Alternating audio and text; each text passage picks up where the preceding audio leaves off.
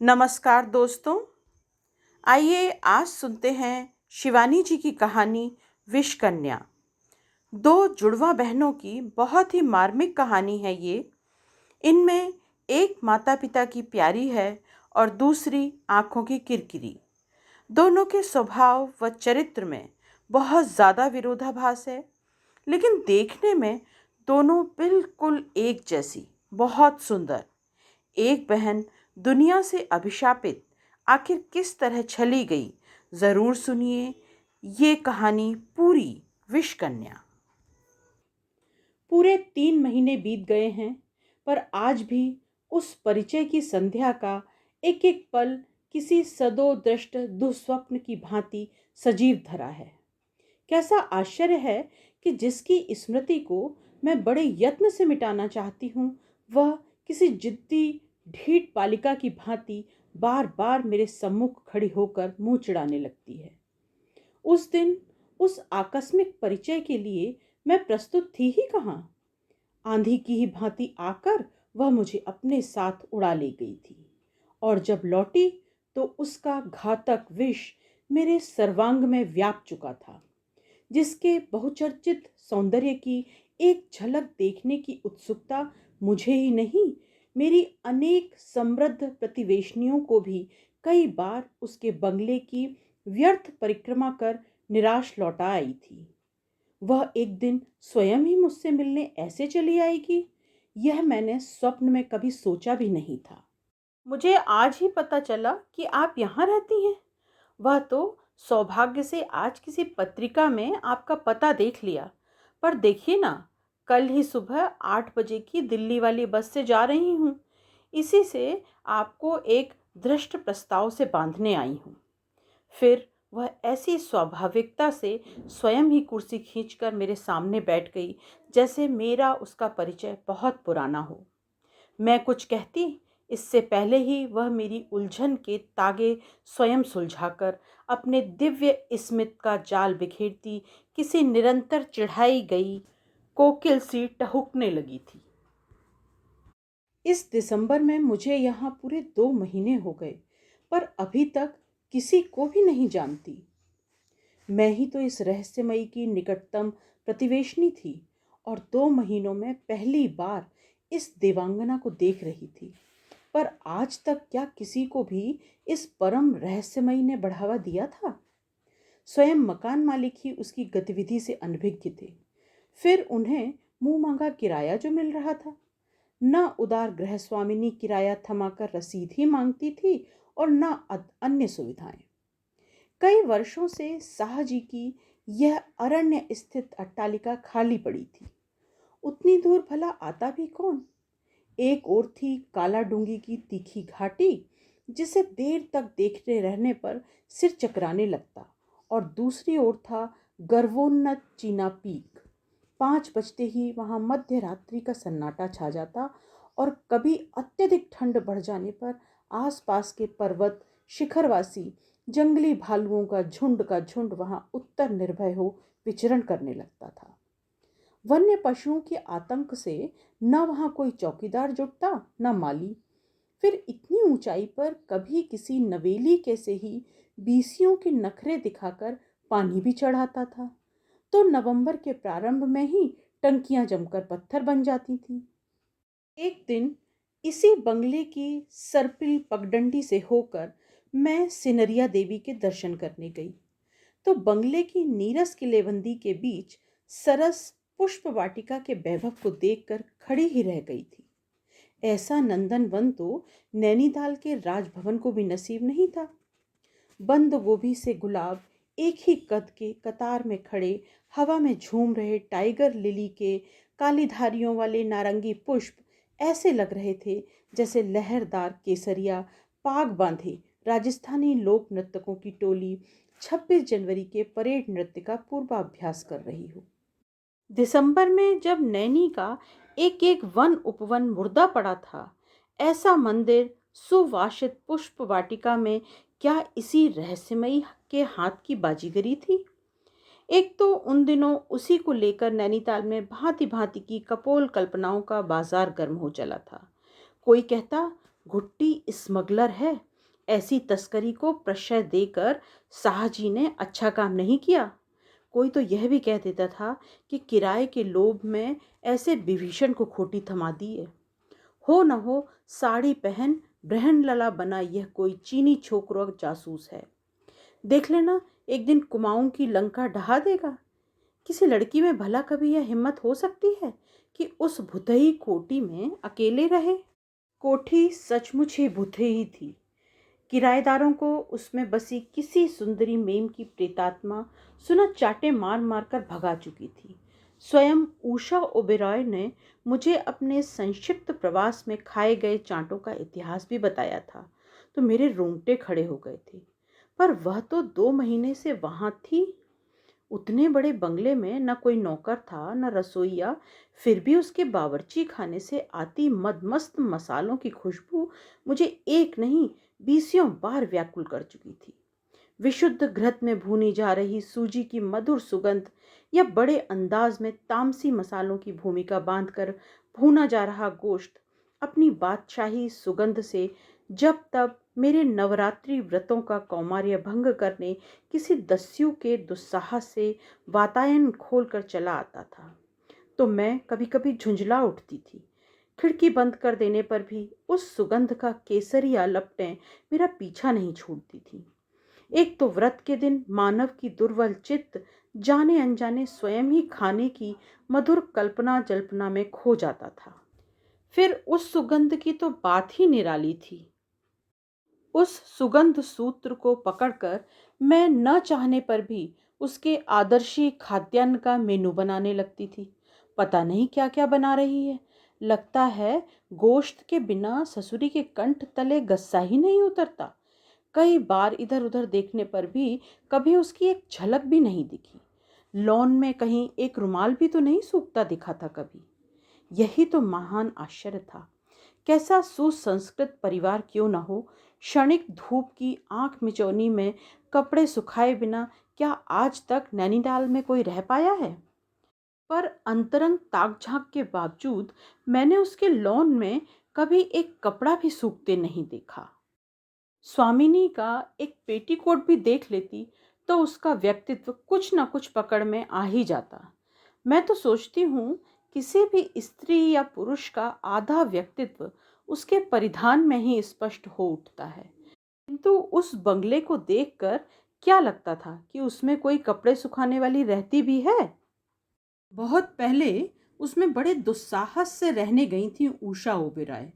उनके पति का तराई में विराट फॉर्म था। 2 पुत्रियां रैमडी में पढ़ती थीं। बीच बीच में पति आते रहते थे और अकेली रहने में मुझे डर नहीं लगता मिसेस पंत, ऐसा वे बड़े गर्व से कहती थी। आश्चर्य है, पढ़ी लिखी होकर भी आप भूत प्रेत की बात करती हैं।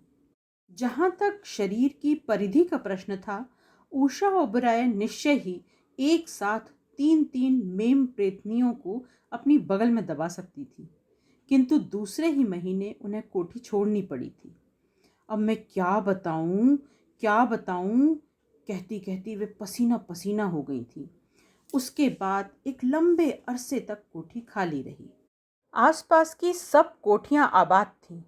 बनवासी समृद्ध हजार हजार एकड़ के फॉर्म प्रभुओं की कई प्रोषिता पत्नियां वहां कोठियां लेकर अपने बच्चों को पढ़ा रही थीं। न उन्हें अन्न का अभाव था न धन का। इसी से उनके हाथों में सलाइयां खटकती और मुंह में जिह्वा। उनकी निरर्थक दोपहरियां इधर उधर डोलने में कटती और संध्या बोट हाउस में, जहां इंपोर्टेड शिफॉन, नायलॉन, जॉर्जेट, विदेशी सेंट जैसे अलभ्य देव दुर्लभ पदार्थों पर विचार विनिमय कर थकी मांदी वे रात को लौटती और देखती कि भुतई कोठी की बत्ती जल रही है। बारी बारी से सब मैत्री का हाथ बढ़ाने उसकी ओर हो आई थी, पर कभी तो देर तक घंटी बजाने पर भी द्वार नहीं खुलता और कभी अंधकार में डूबी कोठी के जिस अंतरंग कक्ष में जल रही बत्ती का आश्वासन पाकर बेचारी आई थी, वह घंटी सुनते ही बड़ी अशिष्टता से दप कर बुझ जाती। आज वही स्वेच्छा से बनी बंदिनी कौन से ऐसे धृष्ट प्रस्ताव से मुझे बांधने चली आई थी। आपको उतनी बड़ी कोठी में अकेले डर नहीं लगता? मेरे मुंह से निकल गया। डर? वह हंसी और मैं एक बार फिर उस दाढ़ी मधुशकना की दिव्य छटा देखकर मुग्ध हो गई। क्षमा कीजिएगा, यहाँ पर एक बात कहना चाहूँगी। मेरे पाठकों की प्रायः ही मुझसे ये शिकायत रहती है कि मेरी प्रत्येक नायिका अपरूप सुंदरी ही कैसे हो जाती है। यह उपालंभ एक बार फिर मुझे बींधे, इससे पूर्व ही मेरा नम्र निवेदन है कि इस बार दोषी मैं नहीं हूँ। एक तो वह नायिका नहीं, स्वयं विधाता की कृति है। इसी से इसके अपूर्व रूप लावण्य की सशक्त अभिव्यंजना मेरी लेखनी एक ईमानदार स्वामी भक्त स्टेनो की ही भांति अपने प्रभु का डिक्टेशन मात्र ले रही है। कृपया इसका ध्यान रखें। मैंने एक बार फिर उसे देखा। अकलंक, सुंदर मुखश्री, आयात उज्ज्वल, आंखों में आवेग, कंपित कृष्णवर्ण पुतलियों की अतल स्पर्शी गंभीरता और रक्तिम ओष्ठ प्रांत की सलज्ज हास रेखा। वह भी ऐसी व्यंग्यात्मक जैसे मेरी हंसी उड़ा रही हो। सुगठित सुकोमल देह की कृष्णता उसे उस चतुरा तनुमध्या ने पतली काली जीन्स में कसकर और भी स्पष्ट कर दिया था। उसकी टर्टल नेक का सतरंगी जर्सी घुटनों तक झूल रही थी। सचमुच ही दूर से देखे जाने पर ऐसा ही लगता था जैसे कोई विदेशी हिप्पी छोकरा चला आ रहा है। मेट्रोपोल में तो आए दिन ऐसे हिप्पी छोकरों की बिरादरी जुटती ही रहती है। कंधे तक झूल रहे केशगुच्छ असली या नकली घुंघराली लटों का आकर्षण भी नहीं था। एकदम सीधे एलिस वाली हेयर स्टाइल। पर फिर मुझे भी लगा कि सिर पर एक अदृश्य ताज धरे यह विश्व सुंदरी अपने भ्रकुटी विलास से ही सृष्टि लय करने की क्षमता रखती है। मैं आपसे एक अनुरोध करने आई हूँ, वह बोली। पता नहीं इस शॉर्ट नोटिस में दिए गए मेरे इस निमंत्रण को आप स्वीकार भी करेंगे या नहीं, पर अभी अभी मुझे आपका पता मिला और मैं भूखी ही भाग आई। क्या आप आज दोपहर का खाना मेरे साथ खाने की कृपा करेंगी? मैं हाँ या ना कहती इससे पूर्व ही वह स्वयं जैसे मेरी ओर से समर्थन करती उठ गई। धन्यवाद धन्यवाद, मैं जानती थी आप अवश्य आएंगी। 10 बजे हैं, मैं ठीक 1 बजे आपको लेवाने आ जाऊंगी। कुछ बना चुकी हूँ, कुछ चटपट बना लूंगी। असल में भृत्यहीन हूँ, इसी से पीर बावर्ची भिश्ती कोई भी नहीं है, सब कुछ खुद ही बनाना पड़ता है। वह चली गई तो मैं तटस्थ हुई। कैसी विचित्र लड़की थी, और मुझे भी क्या सांप सूंघ गया था। जान न पहचान, बड़ी बुआ सलाम। पति दौरे से 5 बजे लौटने को कह गए हैं। पुत्र 3:30 बजे स्कूल से आएगा, उस पर बीसियों काम पड़े हैं। पर वह तो चली गई थी, जाना अब पड़ेगा ही। ठीक 1 बजे वह मुझे लेने आ गई। चलिए इस पगडंडी से ही चलें, कहती वह मुझे एक 1.25 गज की नई ही पगडंडी से ले चली। वह आगे आगे चल रही थी और सुचित्र जगना कृशोदरी की एक एक पदचाप किसी बैलरीना की सी सधी संतुलित चाल में बंधी सचमुच मेरी दृष्टि को भी बांध गई। कोठी के द्वार पर पहुंचते ही मैंने देखा कि वहां पर एक बहुत बड़ा ताला ही नहीं लगा, उसे कपड़े में सी कर सील मोहर भी लगा दी गई है। आइए, वह बिना किसी कैफियत के ही मुझे एक अनजानी सुरंग से भीतर ले जाने लगी। मेरा माथा ठनका। मैं उस कोठी में पहले भी कई बार जा चुकी थी। तब तो यह सुरंग नहीं थी, आज अचानक इसका अस्तित्व कैसे प्रकट हो गया। वैसे नैनीताल की अधिकांश पुरानी कोठियों में एक आध ऐसी सुरंग रहती ही है। हो सकता है उषा ने इसे बंद ही कर रखा हो। भीतर पहुंचते ही कोठी के आपाद मस्तक परिवर्तित रूप को देखकर मैं दंग रह गई। आप यहीं बैठें, आपके लिए तब तक कुछ ले आऊं? फ्रूट जूस या कुछ और? अपने गूढ़ प्रश्न को बड़ी नटखटी से अधूरा ही छोड़ वह मुझे ऐसी अंतरंगता से छेड़ने की अनाधिकार चेष्टा करने लगी जैसे मेरी मुंह लगी छोटी ननंद या देवरानी हो। पर मुझे बार बार उसकी इस सुंदर धृष्ट मुद्रा ने नहीं मोहा। लाख हो वह मेरी एक प्रशंसिका पाठिका मात्र थी। मेरी कलाई पकड़ते ही उसका पहुंचा पकड़ना मुझे कुछ जचा नहीं। धन्यवाद, मैं नहीं लूँगी। मैंने शायद कुछ रुखाई से ही कहा। वाह, यह भला कैसे हो सकता है? वह फिर हंस-हंस कर कहने लगी। अपनी कहानियों में तो आप कभी-कभी ऐसी खासी रुचि का परिचय देती हैं, इसी से पूछा था। कोई बात नहीं, मैं अपनी ही पसंद की चीज़ ले आती हूँ। और वह चली गई। उसके जाते ही मैंने एक बार फिर उस सर्वथा बदल गए कमरे को देखा। पहले कोने में उषा का एक ऐसा विक्टोरियन सोफा उधर था, जिसमें बैठते ही अतिथि किसी ऊर्ध्वस्त जहाज से डूबकर विलीन हो जाते थे। यही नहीं, विलीन होने से पूर्व सोफे के जरा जीर्ण स्प्रिंग चूं चां का ऐसा ध्वनि संगीत प्रस्तुत करते कि बैठने वाला अप्रस्तुत होकर बगलें झांकने लगता था।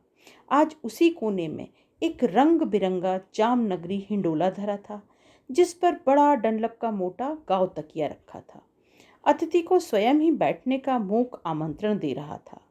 कमरे की अनूठी सज्जा स्वामिनी के ही सौंदर्य से टक्कर ले रही थी। सिंहासन सी मखमली गद्दीदार ऐसी ऊंची ऊंची कुर्सियां थीं, जिन पर बैठकर कभी भारत के वायसराय चित्र खिंचवाया करते थे। एक गुदगुदा कालीन अंतहीन क्षितिज सा पूरे कमरे के क्षेत्रफल को बड़े अंदाज से नापता दूर तक बिछता चला गया था। हवा से हिल रहे भारी पर्दों की नन्ही घंटियों की रुनुक झुनुक से टकराती मेरी दृष्टि सरसराकर किसी अबाध्य वन्य शाखा मृगी सी ही कमरों के बीचों बीच टगे झाड़ फानूस पर चढ़ती संगमरमरी मेज पर धरे एक हरे इत्रदान पर उतर आई। ओह, तो कमरे के अटपटे मदीले सौरभ का केंद्र बिंदु यही था। मैं उठकर उसे सूंघने झुकी ही थी कि तश्तरी में 2 गिलास धरे मेरी मेजबान आ गई। वह एकदम ऐसे निशब्द चली आएगी, यह मैंने सोचा भी नहीं था। मुझे लगा कि बड़े यत्न से खींची गई मेरे गांभीर्य की लक्ष्मण रेखा को अपनी रत्नारी एड़ियों से रौंदती वह एक बार फिर मेरे अंतरंग कक्ष में मुस्कुराती खड़ी हो गई है। अच्छा लगा ना आपको? आजकल यह इत्रदान लेटेस्ट क्रेज है, वह कहने लगी। विदेशी पर्यटक तो आजकल हमारे देश की हिना, खस और मोतियों की चुटकियों पर मरते हैं। सब पुरानी चीजें लौट रही हैं। ठीक ही कह रही थी वह। कुछ ही दिन पहले मैं लखनऊ से लौटी थी और वहां अतीत के ऐसे प्रत्यावर्तन को देखकर सहम सी गई थी। यह क्या हमारी प्राचीन संस्कृति का प्रत्यावर्तन था? चिकन और कारचोबी की चकाचौंध, गजल, ठुमरी और कव्वाली से लदी सांझें, बेला और मोतिया के गजरे हाथों में लपेटे, कत्थक की घुर्नियों में झूमते गुणी दर्शक और फैशन परेड में प्रस्तुत किया गया उन्मुक्त सौंदर्य प्रदर्शन। क्या सचमुच ही हम अनजान बने एक बार फिर वाजिद अली शाह की इंदर सभा का आयोजन करने लगे हैं? आजकल ऐसे इत्रदान का फॉरेन मार्केट तगड़ा है। उसने हंसकर एक गिलास मुझे थमाया और फिर मेरी संदिग्ध दृष्टि के मूक प्रश्न का उत्तर भी स्वयं ही दे दिया। चिंता न करें, आप ही के रामगढ़ सेवों का एकदम वर्जिन जूस है। वह फिर स्वयं झूले में बैठकर जूस पीती हल्की हल्की पेंगे लेने लगी। इतना सामान फैला है और कल सुबह ही मुझे जाना है, पर मैंने सोचा पैकिंग तो रात भर जगने पर भी की जा सकती है। पर आपसे बातें तो फिर नहीं हो पाएंगी। कैसी बातें? मैं अचरज में डूबी जा रही थी। आइए पहले खाना खा लिया जाए। यहाँ तो खाना मेज पर धरते ही बर्फ बन जाता है। वह एक झटके से हिचकी रोककर नीचे उतर गई। उसके खाने के कमरे की स्वच्छ सज्जा देखकर मैं कुछ कहती, इससे पूर्व ही वह बोली, गृहसज्जा मेरी एकमात्र दुर्बलता है। वह तो मैं देख ही रही हूँ। मैंने उसकी भड़कीली सज्जा में संवरे अतिथि की प्रतीक्षा में आतुर मेज को देखा, जिन सुरभित खाद्य पदार्थों को 2 महीनों से अपनी घ्राण शक्ति से सात्विकी चौके में खींचती मैं काल्पनिक भोग का आनंद ले रही थी। वह मेरे सम्मुख साकार बने नाना कटोरियों में मुस्कुरा रहे थे। आप कहती हैं आपके पास नौकर भी नहीं है, फिर भी इतना सब कैसे बना लिया? 2 थालियों में कितनी कटोरियां थीं और कितने सारे व्यंजन। बैठिए, उसने बड़ी ही नम्रता से मेरे लिए कुर्सी खींच दी और हंसकर कहने लगी, आपसे झूठ नहीं बोलूंगी, मैंने एक भी चीज़ नहीं बनाई है। मेरा कलेजा धक धक कर उठा। कहती है नौकर नहीं है, अकेली रहती है। तब क्या यह सब प्रेत की पाकशाला का चमत्कार था? पास ही में एक बावर्ची की बेवा रहती है। पुराने कमिश्नरों के बैरा बटलरों को क्या कोई इस विद्या में पछाड़ सकता है? उसी ने शायद अपनी बीबी को भी चलते चलते यह विद्या थमा दी थी।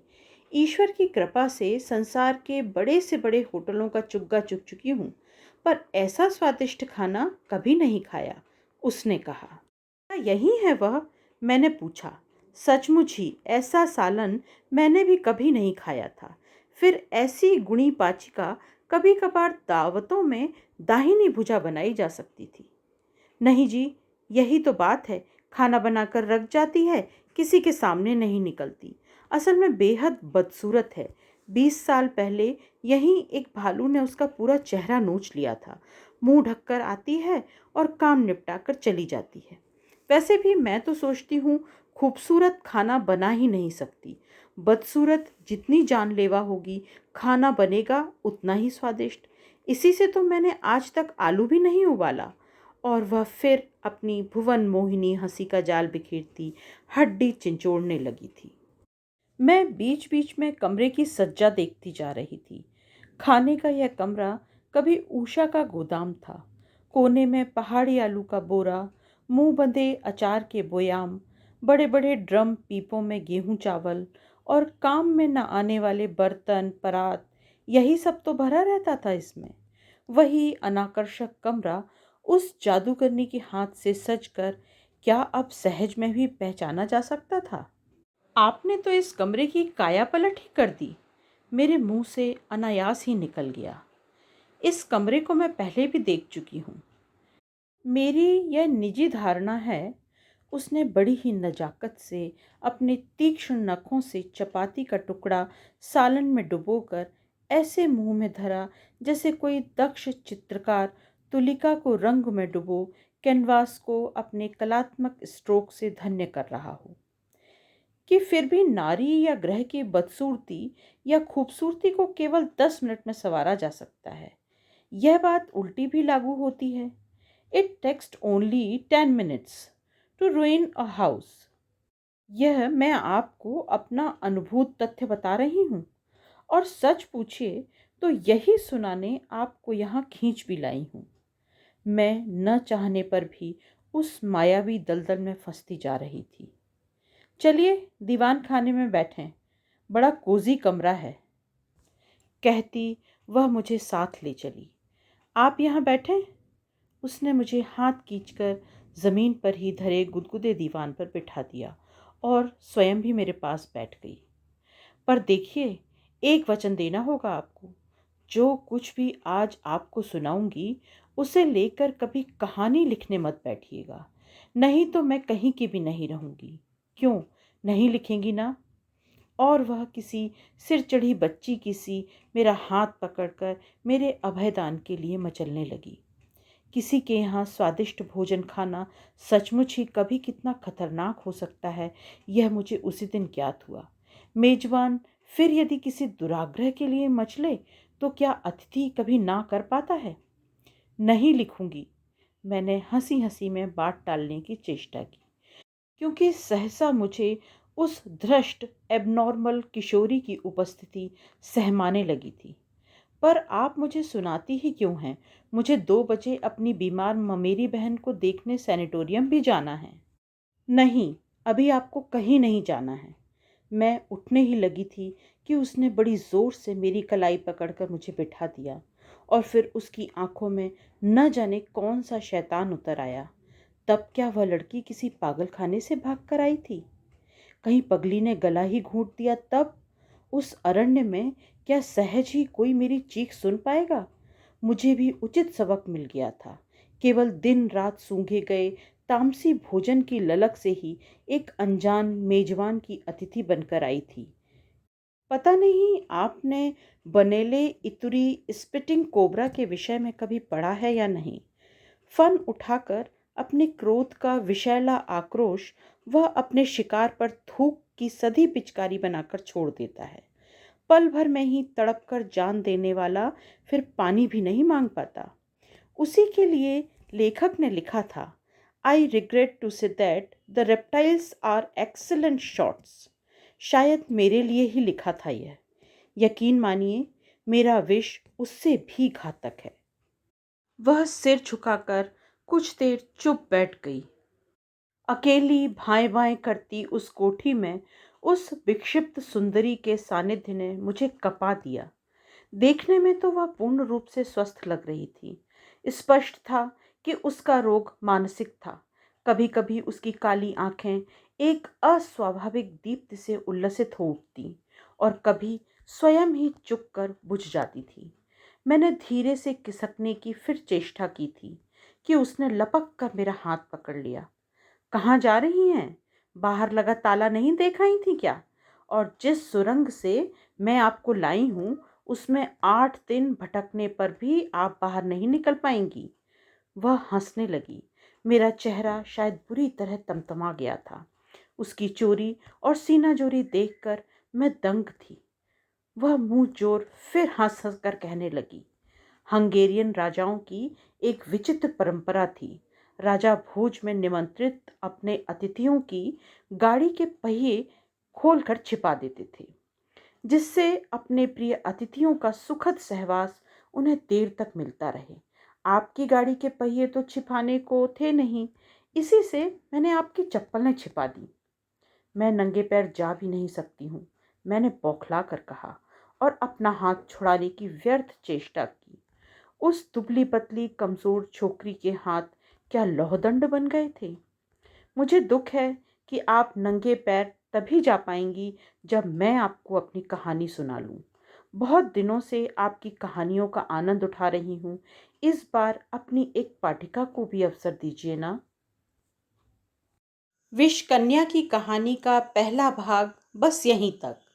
आगे की कहानी जानने के लिए ज़रूर सुनिए इसका दूसरा भाग और साथ ही मेरे चैनल को लाइक कीजिए, सब्सक्राइब कीजिए और कहानी अच्छी लगे तो कमेंट ज़रूर कीजिए। नमस्कार।